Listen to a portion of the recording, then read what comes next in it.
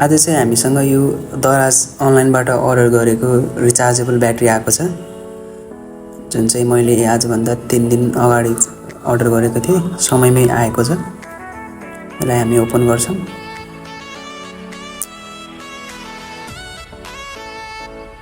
यो चाहिँ हाम्रो यसमा डिटेलहरु हो। यसमा चाहिँ हाम्रो 4 वटा ब्याट्री रहेको छ, जुन AA साइजको छ र यो चाहिँ यसको चार्जर सहित आउँछ।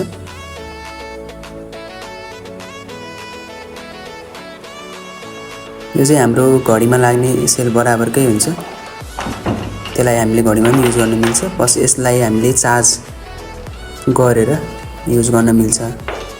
यो चाहिँ मैले मेरो क्यामेराको क्याननको फ्ल्याशको लागि चाहिँ मगाएको हो।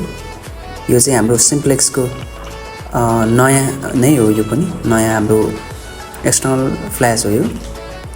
यसमा चाहिँ यो चाहिँ हाम्रो ब्लुटुथबाट कनेक्ट गर्नलाई त्यो क्यामेरामा लगाउँछ हामी यसलाई। यसको प्याकेजिङ राम्रो छ। यसको छुट्टै ब्यागमा आउँछ यो फ्ल्यास लाइट चाहिँ। तपाईको यो अर्को वालालाई चाहिँ फ्ल्यासलाई मोर देन 40,000 मतलब 40,000 भन्दा बढी पर्छ भने यसलाई चाहिँ हामी 7-8,000 सम्म चाहिँ यो फ्ल्यास लाइट पर्छ, जसमा चाहिँ ब्याट्री यस्तो 4 वटा ब्याट्री हुन्छ।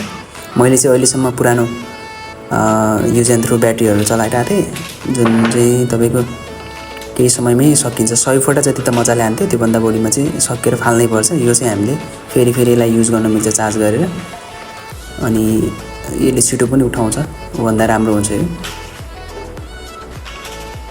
हामी यसलाई लगाएर अब चेक गर्छौँ। यसलाई अन भइसक्यो यो, अनि पावरमा लाइट आयो भने रातो बत्ती बल्यो नि, अनि यसमा पावर छ भन्ने बुझिन्छ, अन भइसक्यो। पहिला हामी चेक गर्छौँ। फ्ल्यास मजाले हानिरहेछ अहिले चाहिँ।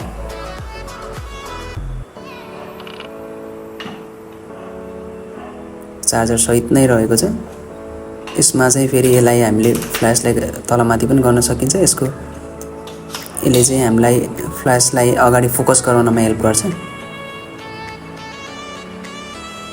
ल अब यसको आज हाम्रो ओपनिङ भएको छ।